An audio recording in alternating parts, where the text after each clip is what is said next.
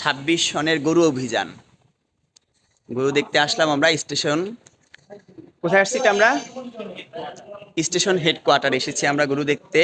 এখানে গরুর দাম অনেক, এই বছর অনেক গরুর দাম, অনেক দাম।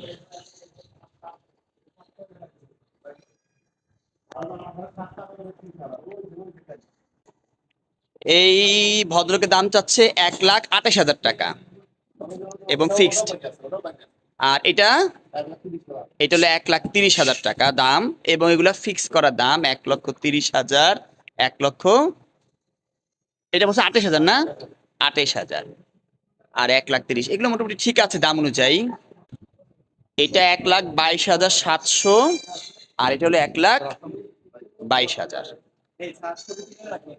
এটা হলো 1,22,000 টাকা, আর এটা হলো 1,22,700 টাকা।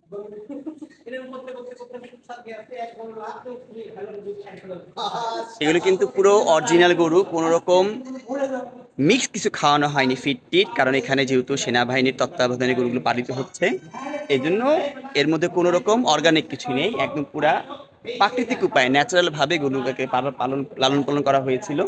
দেখতেই পাচ্ছেন এদের মধ্যে কিন্তু মানে ওরকম ভাবে কিছুই নাই, অত বড় হয়নি গরুগুলো, ছোট ছোট একদম দেশাল গরু,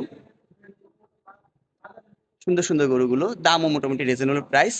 কিন্তু আমরা আসতে লেট করে ফেলেছি, বেশ কয়টা গরু অলরেডি বিক্রি হয়ে গেছে। তো ব্যাড লাক, হয়তো হাট থেকে গরু দেখতে হবে, এই আর কি অবস্থা।